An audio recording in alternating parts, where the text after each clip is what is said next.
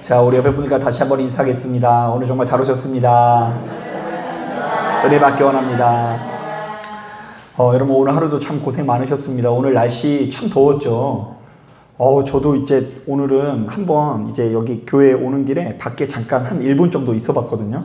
그런데 이제 그늘에 있는데도 불구하고 이게 땀이 어찌나 쏟아지는지 오늘 참 이제 고단하고 힘든 날일 것 같은데, 그럼에도 불구하고 이 자리에 나오신 여러분들 가운데 주께서 허락하시는 평안과 기쁨이 함께 하시게 되시기를 주님의 이름으로 축복합니다. 자, 우리가 이 성경을 읽을 때 그 한 가지 고정관념이 있는데요. 자, 애굽에서 종로를 타던 이스라엘 백성들은 참으로 구질구질하고 별 볼 일 없는 삶을 살았지만, 자, 그들이 약속의 땅에 들어감으로써 그야말로 영광스러운 삶을 살게 되었다는 것입니다. 자, 왜냐하면 그들이 애굽에서 살 때는 가난하게 살았지만 약속의 땅에 들어갈 때에 젖과 꿀이 넘쳐 흐르는 풍요로움을 소유하게 되었다라고 여기기 때문입니다. 자, 바로 이런 관점에서 오늘날 이 시대를 살아가는 우리들도 이렇게 지긋지긋한 광야와 같은 생활을 벗어나서 약속의 땅에 들어갈 것을 일평생 소망으로 여기는데요. 자, 아마도 그때에 우리의 인생이 해처럼 빛이 날 거라고 여기는 것 같습니다. 자, 그러니까 지금 내가 살아가는 곳이 광야여서 문제지, 내가 약속의 땅에만 들어가면은 진짜 호화로운 삶을 살 수 있겠다. 이게 우리들이 생각하는 일종의 고정관념이라는 거예요. 자, 그런데 오늘 우리가 읽은 본문을 보면 우리들의 이런 생각들을 뒤엎는 너무나 놀라운 메시지가 담겨져 있는데요. 자, 말씀을 보니까 이스라엘 백성들이 애굽에서 탈출하는 장면이 나옵니다. 자, 그런데 무려 430년간 종살이를 한 민족치고 그 위세가 좀 대단한 것 같아요? 아니면 초라한 것 같아요? 네, 대단한 것 같아요. 자, 먼저 눈으로만 봐보세요. 35절부터 36절을 보니까, 자, 이스라엘 백성들이 애굽에 나오면서 그들에게 무엇을 받았다고 하죠? 은금 패물과 의복을 가지고 나왔다고 하는데요. 학자들은 바로 이 장면을 전쟁에서 승리한 백성들이 전리품을 챙기는 행위로 이해하면서 해석을 하더라고요. 자, 그러니까 이제 전쟁을 해서 어느 쪽이 더 전리품을 얻어요? 이긴 쪽이 전리품을 얻잖아요. 그런데 분명히 그 애굽에서 어떤 영적인 대결이 아주 심각하게 일어났는데, 그 전쟁 이후에 이제 승리한 쪽이 전리품을 챙기기 마련인데, 자, 이스라엘 민족이 그 애굽에게서 전리품을 챙겼다는 거예요. 자, 그런가 하면 37절을 보니까 장정의 수가 몇 명이라고 하죠? 60만 명이라고 하는데요. 고대 사회에서 이 정도 규모면 정말 어마어마한 대군이라고 할 수 있습니다. 자, 그러니까 여러분, 우리들이 생각할 때는요, 누군가에게 핍박을 받으면 숫자가 좀 줄어들어야 될 것 같죠? 근데 숫자가 줄어들지 않고 이스라엘 역사상 가장 숫자가 많은 모습이 우리들에게 클로즈업되고 있어요. 자, 참고로 말씀드리면 그 민수기 보면 그 모세와 아론이 이스라엘 백성들의 그 숫자를 이렇게 세거든요. 그런데 총 2번에 걸쳐서 세는데요. 초반부에는요 60만 명이고요. 그리고 뒤에 부분에 보면은 2차로 세웠을 때 또 60만 명이에요. 자, 그러니까 광야에서 무려 몇 년을 살았어요? 40년을 살았는데도 불구하고 인구가 증가를 했어요? 못했어요? 인구가 증가를 못했어요. 이건 뭐냐면요, 그들이 하나님 앞에 뭔가 온전하지 못한 삶을 살았다는 것에 대한 상징이에요. 자, 그러니까 민수기 초반부에 읽어보세요. 12지파의 숫자를 이렇게 총 계수하면서 이제 그들이 60만 명이었다라고 이야기하고요. 2차로 계산된 것은 40년 동안 광야를 지낸 이후에 그 2세대까지 합한 그 인구를 이렇게 종합하는데요. 여기도 60만 명이고 여기도 60만 명인데, 그러니까 그들이 자유를 얻었음에도 불구하고 하나님 앞에 온전하지 못함으로 말미암아 번성하지 못하게 되었다라는 메시지가 담겨 있는 거예요.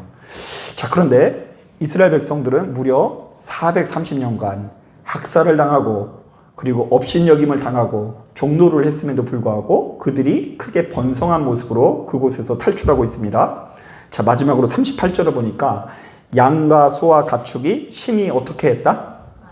많았다라는 기록이 담겨져 있는데요. 자, 이것은 그들이 경제적으로도 몹시 풍요로운 상태였다라는 것을 우리에게 보여주는 거예요. 자, 그러니까 이 출애굽 기자는 이스라엘 백성들이 애굽에서 빠져나오는 이 순간에 너무나 강성했고 그 어떤 때보다 부유한 상태였다라고 증언하는데요. 자, 바로 이 장면만 놓고 보면 그들이 약속의 땅에 들어갈 필요가 있어요, 없어요? 예, 약속의 땅에 들어가기도 전에 승승장구하는 모습이 우리에게 보여지는 것입니다. 자, 아직 엄연히 따졌을 때 애굽에서 탈출하는 이스라엘 백성들은 아직 그 무엇도 소유한 적이 없습니다. 자, 그들만의 땅을 가지지도 못했고요. 다른 나라들처럼 호화로운 궁궐이나 군대도 갖지 못하고요. 왕도 가지고 있지 못해요. 자, 그런데 출애굽 기자는 바로 이런 이스라엘 백성들을 왜 이렇게 영광스러운 모습으로 오늘날 이 시대를 살아가는 우리들에게 소개하고 있는 것일까요? 자, 아주 간단합니다. 자, 결론부터 말씀드리자면 그들이 출애굽의 여정 가운데 아직까지는 자신의 내면 가운데 흐르고 있는 죄된 기질을 잘 컨트롤하고 우리 하나님께 철저히 순종하는 삶을 살았기 때문입니다. 자, 바로 이것이 39절로 보면 잘 드러나는데요. 우리 39절 말씀 같이 한번 읽어보겠습니다. 시작. 그들이 애굽으로부터 가지고 나온 발교되지 못한 반죽으로 무교병을 구웠으니 이는 그들이 애굽에서 쫓겨남으로 지체할 수 없었음이며 아무 양식도 준비하지 못하였음이었더라. 자, 우리 여기서 무교병이라는 말이 동그라미 쳐야 되는데요. 자, 이스라엘이 애굽에서 급하게 나오는 통에 아직까지 무엇을 먹게 되었다고요? 자, 무교병을 먹고 있다고 하는데요. 자, 이때 무교병이란 누룩이 들어가지 않는 빵으로서 거룩한 삶의 상징이라고 할 수 있어요. 그냥 음식을 의미하는 게 아니라 무교병을 먹었다라는 것은 그들이 아직 거룩한 삶을 살고 있다. 자, 왜냐하면 그들의 문화 가운데 이 누룩이라는 것은 발효제로서 이것이 좋게 말하면 발효인데 나쁘게 말하면 이게 뭐예요? 썩는 거잖아요. 부패하는 거잖아요. 그래서 이거는 죄나 부패를 상징하기 때문에 바로 이 누룩이 제거되었다는 것은 그들이 아직까지 이 출애굽의 여정 가운데 그 유월절을 겪으면서까지는 이 굉장히 이 분별력도 있고 거룩한 삶을 살았다라는 이야기를 하는 거예요. 자, 그러니까 아직 땅을 차지하는 이스라엘 백성들은 모든 면에서 부족했으나 하나님과 친밀한 관계를 맺었고 그리고 자신의 죄성을 이기면서 거룩한 삶을 살고 있었다라는 이야기를 하는 것인데요. 자, 이스라엘의 영광은 바로 여기에서부터 시작된다라고 우리에게 증언하는 거예요. 자, 우리 한번 따라해 보겠습니다. 하나님을 믿는 우리들의 영광은 거룩에서부터 나온다. 네. 많이 가져서 영광인 게 아니라 거룩해서 영광인 거고요. 우리가 주어진 상황 가운데 많이 높은 자리에 있어서 거룩한 것이 아니라 지금 주어진 삶 가운데 하나님과 친밀히 관계를 맺는 가운데 은혜가 있기 때문에 영광스러운 삶을 살 수 있다는 것을 오늘 본문 가운데 상징적으로 우리들에게 보여주고 있는 것입니다. 자, 그렇다고 한다면 여러분, 우리 이거 분명히 해야 되는데요. 자, 사랑하는 여러분, 여러분들이 생각할 때 영광스러운 삶이란 어떤 삶을 말하는 것 같아요? 자, 아마도 많은 분들이 내가 남들보다 호화로운 집에 살면서 훨씬 더 좋은 차를 타는 것을 영광이라고 생각하는 것 같습니다. 여러분, 이것이 어디서 잘 드러나냐면요. 제가 과거에 그 중고등부 아이들을 이렇게 맡아서 전도사를 할 때 그 재미난 친구 한 명 있었는데요. 이 친구가 나이는 어린데 이 돈을 굉장히 많이 버는 거예요. 그래가지고 야, 너 중학생이 어디서 이렇게 돈이 많이 났냐 이랬더니 자기가 나름 사업을 한대요. 그래서 어떤 사업이냐고 물어봤더니 여러분 혹시 그 학교 다닐 때 아이들이 신는 그 삼색 스레빠 아세요? 그거 알죠? 그런데 그거를 진짜 정교하게 가공을 해가지고요. 이제 고무 두터운 데 있잖아요. 거기에 나이키 무늬를 그려놓는 거예요. 기가 막혀요. 진짜 무슨 운동화, 유명한 나이키 운동화처럼 나오는 그 모양을 거기에 이제 음극으로 이렇게 새겼는데, 야, 애들이 서로 그거를 이렇게 살려고 노력을 한대요. 여러분, 거기다가 나이키 마크 붙인다고 해서 그게 뭐 삼색 스리퍼가 나이키 스리퍼가 되는 거 아니죠? 그런데 이 어린 학생들도 그런 좀 허영심 같은 게 있나 봐요. 내가 이왕 삼색 스리퍼를 신더라도 나이키표 신발을 신겠다 하는 이런 게 있어요. 왜요? 그게 이제 이 아이들 나름대로 영광스러운 거죠. 자, 그러니까 우리가 이제 다 영광이라 교회를 다니면서도요, 이제 바로 그런 정서들이 있다니까요. 훨씬 더 좋은 차를 타고 다니는 거, 호화로운 집에 사는 거, 그리고 이왕이면 교회를 다니도 교회가 아름답게 잘 지어져 있는 거, 이거 굉장히 우리가 영광스럽게 생각할 수 있어요. 저도 그래요, 저도. 제가 이제 예전에 과거에 그 안산에서 우리가 이제 교회가 있을 때 그 저희 교회 앞에 하필이면 전국에서 가장 이제 시설이 좋다고 알려져 있는 한 레포츠 교회가 있었어요, 안산에. 이제 지근거리에 있어가지고 제가 교회에서 기도하다가 산책으로 왔다 갔다 거리는데요. 이야, 거기 보니까요, 저도 벌써 거기 다니고 싶어. 막 헬스장도 있고, 수영장도 있고, 거기 안에 보면 이제 사람들이 재밌게 놀다가 우르르르 몰려 나오는데, 마침 이제 제 동기 이제 목사님 한 분이 거기서 부목사 생활을 해가지고 그렇게 마주친 적도 있어요. 아, 그런 거 보니까 그 친구는 뭔가 잘 나가는 것 같고, 나는 못 나가는 것 같고, 그 영광이 벌써 거기에서부터 좀 차이 나는 것처럼 느껴질 때가 있죠. 자, 또 어떤 분은요, 희한하게 자신이 사회적으로 대단한 지위를 가지고 있는 것에 자랑하면서 누군가에게 인정받고 박수받는 장면을 떠올리면서 바로 그것을 영광이라고 생각하곤 합니다. 제가 이거 말씀을 전하면서 생각나는 장면이 있는데요. 제가 군대에 있을 때 이걸 바로 느낀 적이 있는데요. 여러분, 군대에 가보면은요, 축구할 때 그 축구도 철저히 계급 순인 거 아세요? 저희 군대 이제 그 가장 부대 최고의 계급이 대령이셨는데, 이분이 축구를 굉장히 좋아했거든요. 근데 이분이 축구를 하기만 하면 한 경기에 12골씩을 넣었어요. 축구를 굉장히 잘하는 것 같죠? 그게 아니에요. 이분은 은사가 있어가지고요, 이분이 달려오기만 하면 다 양쪽으로 갈라져. 홍해처럼. 저도 한번 뛰다가 못 모르고, 저는 정직하잖아요. 그리고 막 해가지고 막 어깨싸움 해가지고 막 이렇게 막 공을 뺐으니까 벌써 여기 있는 간부가 한 분이 와가지고, 야, 너 죽고 싶냐고. 대충 쓰러져 이래가지고요. 나중에는 이제 저도 이제 요령이 생겨가지고 지휘관이 오면 얼른 쓰러지고 막 그랬어요. 그러면 막 그분이 기분이 좋아가지고 자기가 진짜 축구 잘하는 줄 알고 20대 장병들이랑 해도 자기는 12골씩 넣는다고 막 자랑을 하면서 그 맛있는 고기 같은 거 사주는데, 벌써 고기 사줄 때 어깨에 이렇게 막 들어간 거예요. 그런데 12골 넣다가요, 어떤 날에는 한 골이나 2골 넣게 되잖아요. 그러면 그날에는 부대 분위기가 별로 안 좋아져요. 또 뭐가 있을까요? 어떤 분들은요, 자신의 인기가 많고 자신의 곁에 사람이 넘쳐 흐르는 것을 보고 바로 이런 자신을 영광스럽게 생각하곤 하는 것 같아요. 그래서 이제 그 옛날에 그 어떤 나이가 지긋한 권사님이 재미난 얘기를 해주셨는데요. 아무래도 걱정이 돼서 자기가 눈을 못 감겠대요. 왜 그러냐고 물어보니까 그 장례식 때 그 화환을 보내줄 사람이 아무도 없다라는 거예요. 죽고 난 다음에 이제 이 사람 저 사람이 그 하얀 꽃들 보내잖아요, 그죠? 그 조화. 근데 이왕이면 죽고 난 다음에 여기서부터 저기까지 쫙 있어야지 성공한 사람 같죠? 여러분, 저 죽으면 이렇게 하나씩 보내주실 거예요? 그게 뭐라고? 죽고 난 다음에 그 사람들이 보내주는 그 조화가 뭐라고?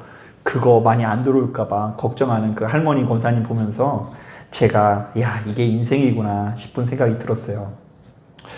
하지만 여러분, 이 모든 것들은 엄연히 세상의 영광인데요.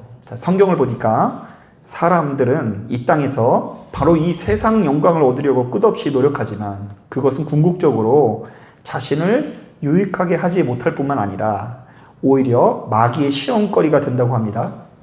또한 현세의 모든 영광은 마치 들의 꽃과 같이 순간적이고 일시적인 것이며 죽음과 함께 모든 것이 끝이 난다라고 우리에게 증언합니다. 자, 그렇기 때문에 하나님을 믿는 우리들은 늘상 기도하면서 우리의 마음을 지키고 하나님의 얼굴을 바라보는 인생이 되기 위해서 노력해야 되는데요.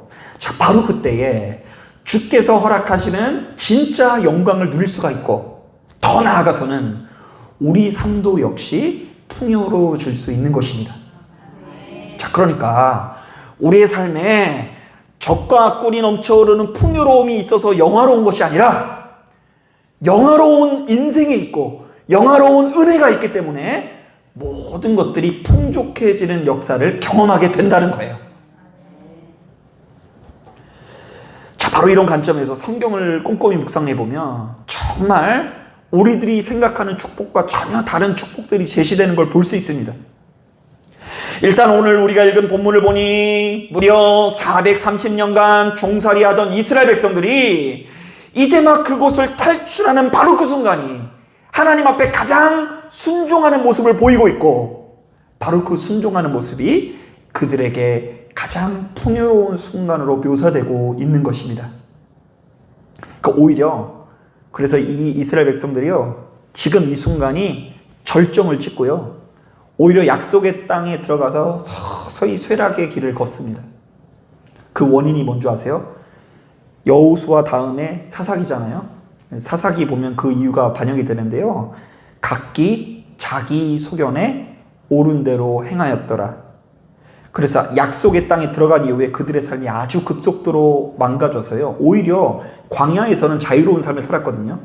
근데 약속의 땅에 들어간 이후에 뭐 암몬 자손에게도 지배를 받고 블레셋 민족에게도 지배를 받고 이곳저곳에 치이다가 종노릇을 하는 삶을 살아가게 되고요. 그리고 하나같이 그들의 지도자들의 상태도 악화돼서 특히 삼손 같은 경우에는요, 세상 물의 배와 같은 모습을 우리들에게 보여주고 있는데요. 바로 이것이 무엇을 말합니까? 이스라엘 백성들에게 힘은, 이스라엘 백성들의 영광은 거룩이라는 이야기를 하는 거예요. 뭐 뿐만 아닙니다. 사울에게 쫓겨서 광야 생활을 하던 다윗은 영광스러운 삶을 삽니다. 그 광야 골짜기에서 있는 동안에 대부분의 시편을 이렇게 만들어내고요, 그곳에서 하나님과 깊은 교제를 낳습니다. 자, 그런데 그가 호화로운 궁궐에서 생활할 때 밤에 괜히 안 자고 돌아다니다가 이상한 짓을 하죠. 저기 어딘가에서 밧세바라는 여인이 목욕하는 것을 보고 아주 해서는 안 되는, 씻을 수 없는 큰 범죄를 저지르게 되고요. 그의 아들 솔로몬도 역시 왕이 되기 전에는 겸손한 마음을 가지고 하나님 앞에 일천번제를 드리는 사람이었지만 하나님께서 허락하신 부귀영화를 가지고 정말로 아내들을 엄청나게 많이 두기도 하고요, 예루살렘을 그 어떤 왕들보다 난장판으로 만드는 걸 볼 수가 있습니다.